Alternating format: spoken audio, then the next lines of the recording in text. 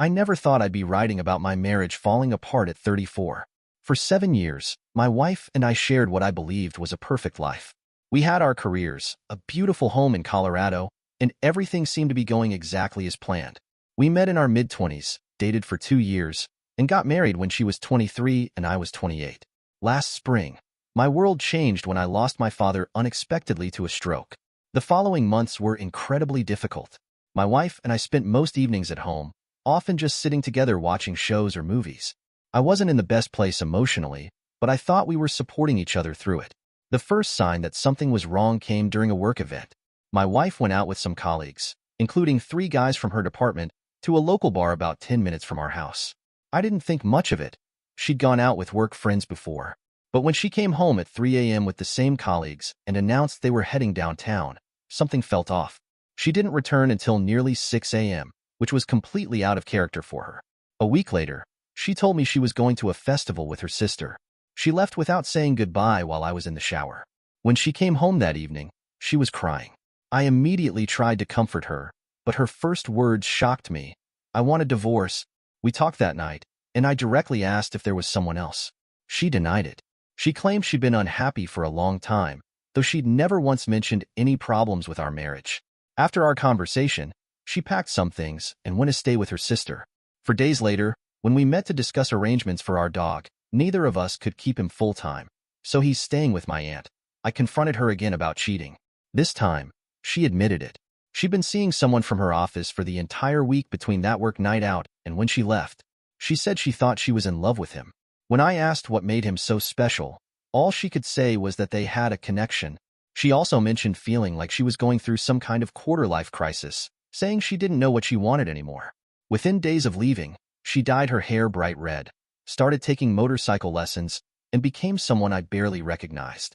I tried reaching out to her for the first couple of weeks, hoping to understand what happened and maybe save our marriage.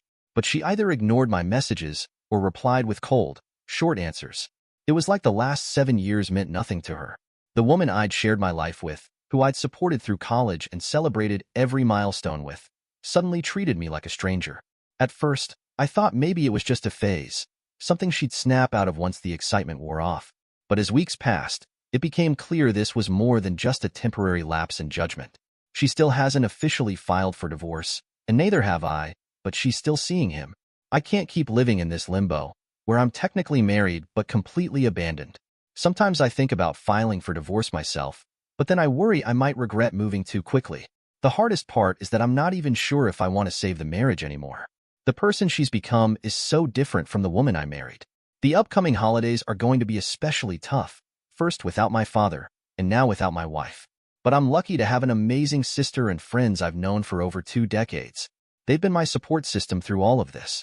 I'm not ready to think about dating again, but sometimes I find myself feeling a strange mix of sadness and excitement about the future. It's been almost a decade since I was single, since I had to think only about myself. The thing that keeps hitting me is how young we were when we got married. I was 28, but she was only 23. I've stayed pretty much the same person, but maybe she needed time to figure out who she really is. She even said herself that she feels like she's having a midlife crisis, though it seems more like she's trying to relive her youth. Things took an interesting turn when I contacted a divorce mediator. In our state, mediators handle everything from legal matters to financial settlements, making the process smoother than going through separate lawyers. When we scheduled our first meeting, my wife's car broke down. I had to pick her up, not because I wanted to, but because both of us needed to be present for the mediation to work. The meeting itself went as expected. We both expressed our desire for divorce, though I never mentioned her affair. It wouldn't have made a difference legally anyway. After the mediator left, we sat at the table in awkward silence, just our cats running around for distraction. I finally asked if she had anything to say. When she said no, I told her she could leave. She asked me for a ride home, but for the first time, I refused. I wasn't going to drive 30 minutes just to help her out, not anymore. She looked surprised and hurt, probably because I'd always done everything she asked before. She called her mom for a ride and went for a walk until her mother arrived. The next challenge I faced was about my old workplace. I'd worked as a driver at a shipping company for 11 years before switching jobs 4 months ago. My wife still works in the office there, and her new boyfriend works in their warehouse. I'd known everyone there for years, including my wife's desk mate, Chris, who's always been one of my favorite people at the company. Chris was actually there the night everything started, though he left early. I knew he'd always liked me and would want to know the truth. After thinking about it for days, I decided to tell him everything. Yes, part of me wanted some sort of revenge. I wanted her co-workers to know what kind of person she really was. But I also felt Chris deserved to know the truth about both my wife and her new boyfriend, especially since he had to work with them every day. As weeks passed, my wife's behavior became increasingly strange. She started treating everyone around her terribly, except for her new boyfriend and her parents.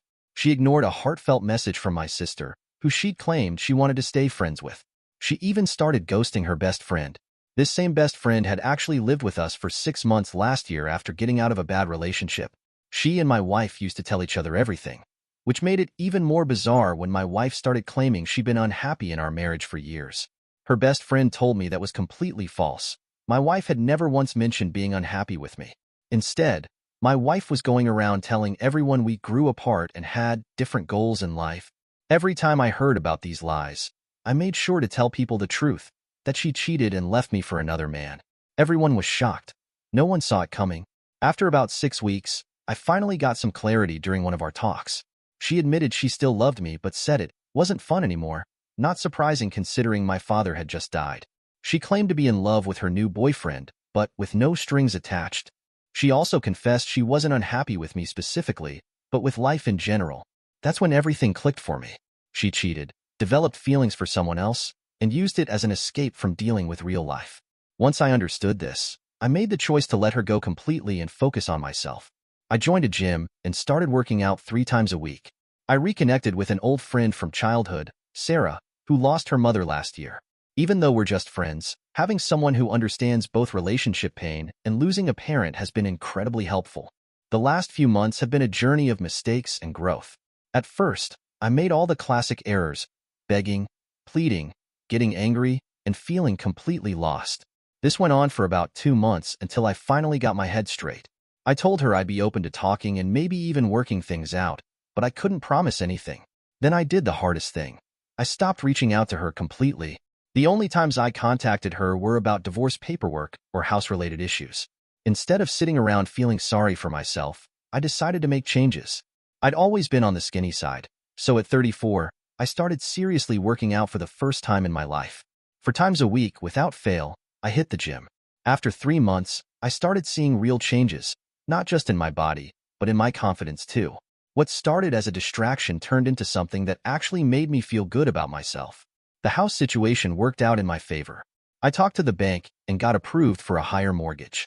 I'll have to pay my wife about $65,000 for her share, but after that, I'll own a $300,000 house outright. Meanwhile, she's officially living with her mom, though I hear she spends most time at her boyfriend's place. Speaking of her new life, karma started working its magic. Their perfect little romance isn't so perfect anymore. Through our mutual friend, I learned that her boyfriend is struggling with depression and lost his job. Remember when I warned her about him at the start? Well, turns out I was right. Even worse, he introduced her to some pretty dangerous stuff, the kind of things that can ruin someone's life. Just after New Year's, she showed up at my house unexpectedly. She only stayed for 5 minutes, but she told me she'd spent Christmas Day alone, crying. She asked about my holidays and how I was doing. I was honest, told her Christmas was tough without my dad, but that I was doing well overall. The whole visit felt strange, like maybe she was having regrets. Her mom called me too, which I didn't expect. She told me my wife hasn't been doing great. Apparently she's been crying a lot and told her mom she wishes things didn't have to be this way. But honestly, even if she is having second thoughts, it's not my problem anymore. She has to live with her choices. In 4 days, we're signing the divorce papers.